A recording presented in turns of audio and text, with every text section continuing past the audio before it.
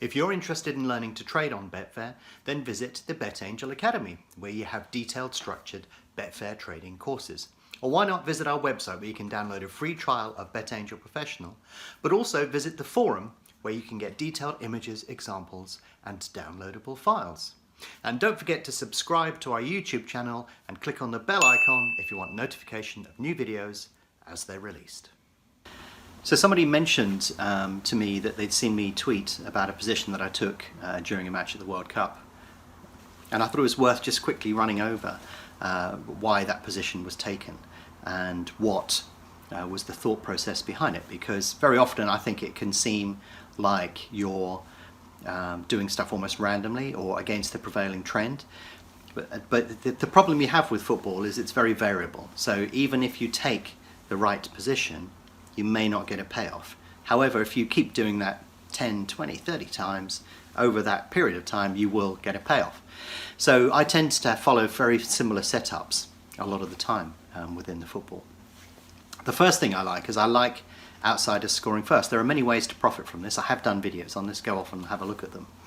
But sometimes I will take a position on an outsider, because the thing that you notice when you're looking at outsiders is, say there's no goal in the first half, you'll notice that the price on the outsider probably contracts. It definitely won't drift.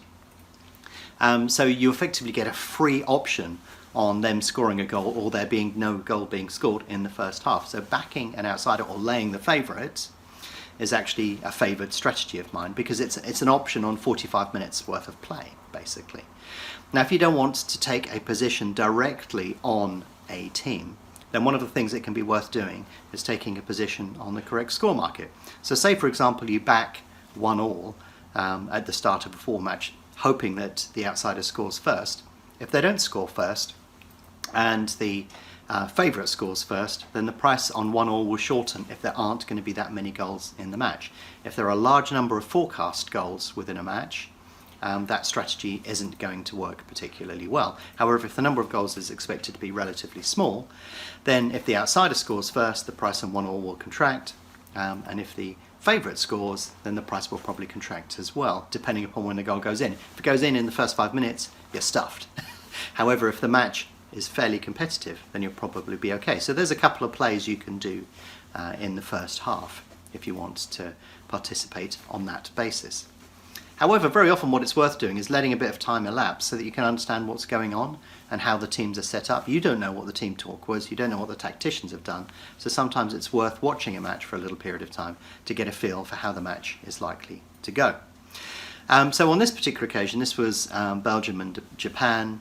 I was sort of watching the match, didn't really have a strong opinion on what was going to go on, but when it got to half time, I just thought, well, okay, there's probably an opportunity here if Japan can get a goal.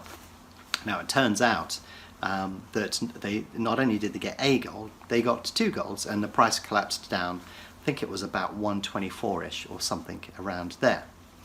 So it was at that point that I decided to lay Japan. Now the play that you can have here is, if we lay Japan at very, very short odds, we're saying that we've got effectively negative 24% return on that trade if everything goes horrifically wrong at that particular point. However, there was still a lot of the second half left, so we're saying the downside on that trade is 24%, but the upside is potentially 100. So we're sort of saying, 1 in 4 times is something likely to happen. So really what I was looking for was a goal from Belgium.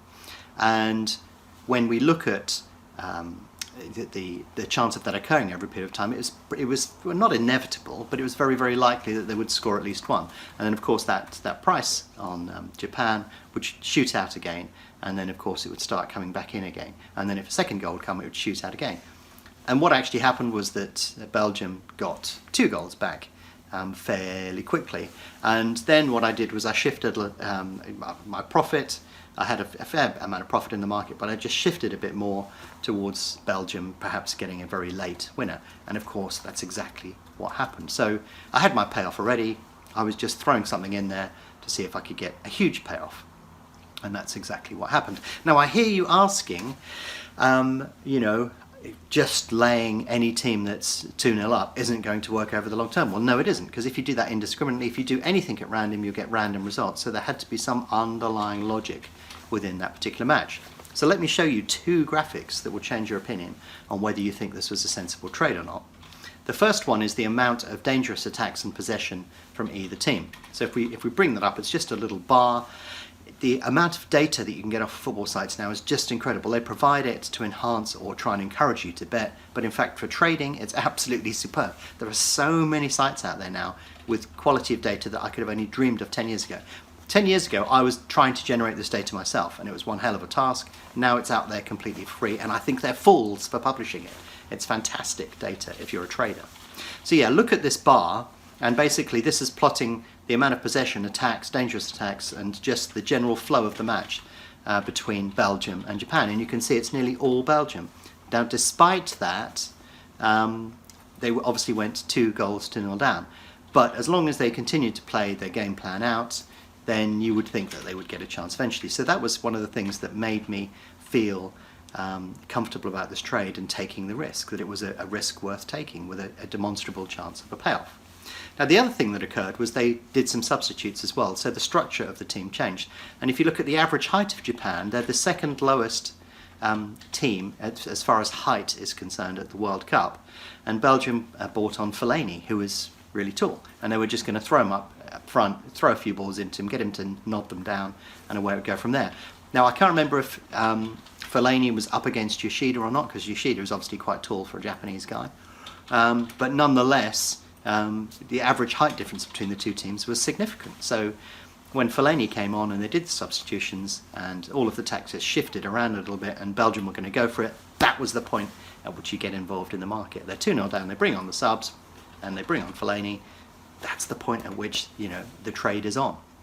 But also, if you look at the possession, the amount of attacking chances and all of that, that was tipped in your favour as well. But now let me throw in something even further for you, and that was XG. If you look at the plot of XG over the course of the match, you could see that the XG for Japan, they weren't creating that many clear-cut chances. Belgium were, but they just weren't taking them. So look at the plot of XG, which we will bring up on the screen now, and you can see that we had Belgium generally dominating the match but failing to score, Japan getting a couple of lucky goals, the substitutions, and XG was hugely in their favour. It was basically saying if they carry on doing exactly what they're doing, they are going to score. And from a trading perspective, that's all we wanted. We only really wanted 1 goal.